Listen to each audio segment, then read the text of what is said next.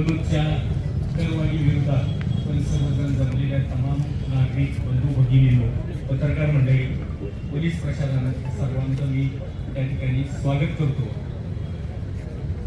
शिवाजी महाराज पुतळ्याला अभिवादन करतो, डोंगराज महाराजांना अभिवादन करतो. त्याचबरोबर आपण सर्वांना मी अभिवादन करतो की आपण उत्स्फूर्तपणे या ठिकाणी हजर राहिला आणि या करवाढीच्या विरोधाला आपण पाठिंबा दिला. खरोखर आपलं कौतुक करावं तेवढं थोडंच आहे.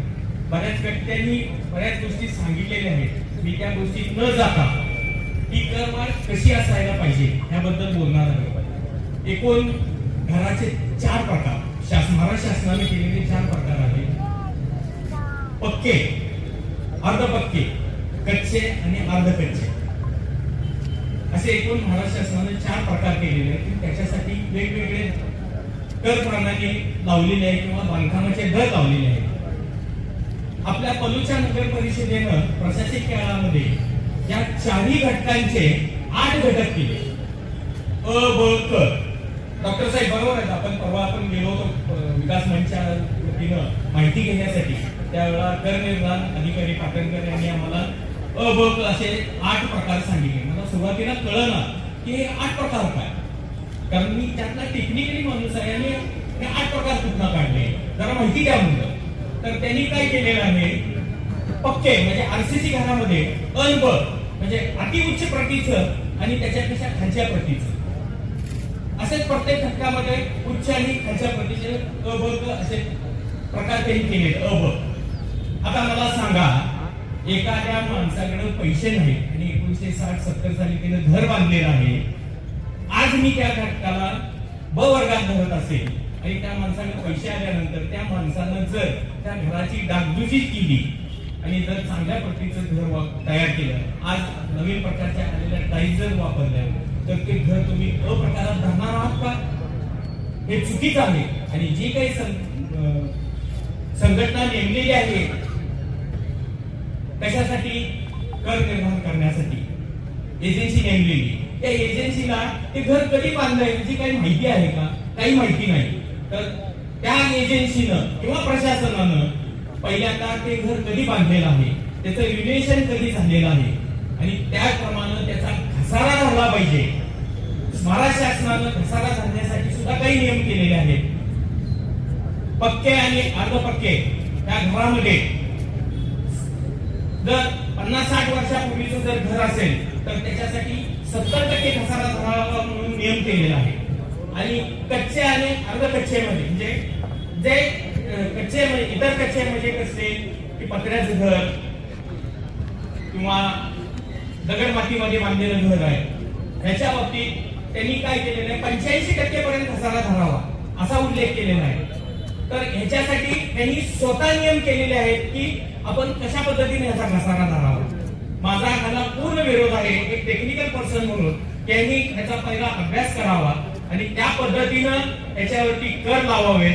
मी डॉक्टर साहेबांना सुद्धा परवा बोललेलो आहे की शेजारच्या महानगरपालिकेमध्ये सतीश साखळकर वगैरे यांनी कशा पद्धतीने लढा उभा केलेला आहे किंवा कशी माहिती घेतलेली आहे, आपण जाऊन माहिती घेऊया. विनाकारण साप समजून आपल्याला भुई धोपटायची नाहीये, आपल्याला सापच मारायचा आहे. आणि तो साप मारत असताना आपल्या हातात पूर्ण ताकदीची माहिती पाहिजे आहे आणि ती माहिती घेऊन आज आपली लढ्याची सुरुवात आहे. आपण इथं थांबणार नाही. हा लढा आणखी मोठ्या प्रमाणात आपल्याला उभा करायचा आहे आणि हा जो कर लावलेला आहे हा कर आपल्याला कमी करायचा आहे. आपल्याला करवाढ ही करायची आहे का आहे, कारण करवाढीला आमचा विरोध नाही. करवाढीतून पलूस शहराचा विकास होणार आहे. आम्हाला पलूस शहर विकास करायचं नाहीये किंवा मुंबईची धारावी झोपडपट्टी आम्हाला पलूस मध्ये उभा करायची नाही. ऑलरेडी उभा राहिलेली आहे त्या प्रशासनाच्या काळामध्ये किंवा आत्ताच्या सत्ताधाऱ्यांच्या लोकांच्यामुळे उभा राहिलेली आहे.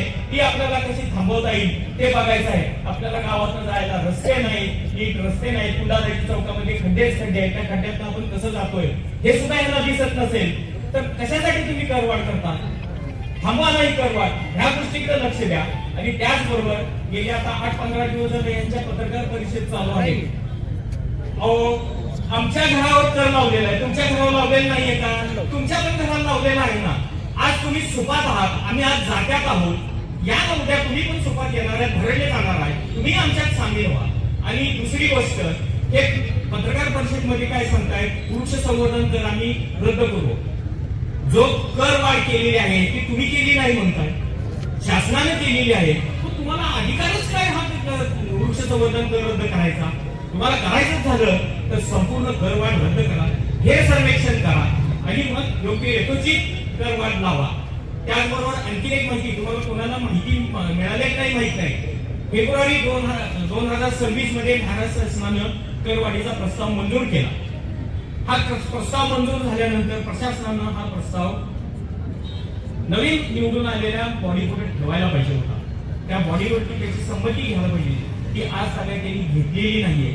काही त्यांच्याच लोकांना जर प्रश्न विचारले तर आम्हाला हे काही माहित नाही, आम्हाला बॉडीला काय अधिकार आहे माहित नाही, बॉडीचा अधिकार येत नाही म्हणतात. आणि मग बॉडीचा अधिकार नाही तर तुम्ही तिथं बसताय काय? पहिल्यांदा तुम्ही माहिती घ्या बॉडीचे अधिकार काय आहेत, आपण इथं का बसलेलो आहोत, आपण जनतेची काय सेवा करणार आहोत याचा अभ्यास करा आणि मग ही माझी एक माफक एक टेक्निकल पर्सन म्हणून अपेक्षा आहे. आणि हा लढा आपल्याला थांबवायचा नाही, हे मी बोलतोय. हे घेण्याची आपण सहमत आहात का? मोठ्या जोरात टाळ्या वाजवून संमती द्या. हा लढा आपल्याला थांबवायचा नाही आहे. काही जर झालं तर हा लढा थांबवायचा नाही, आपल्याला करवाढ रद्द करायची आहे. पण ती करवाढ करत असताना माफक दरात करवाढ करून आपल्याला पलूचा विकास करायचा आहे. एवढंच बोलतो. जय हिंद, जय महाराष्ट्र.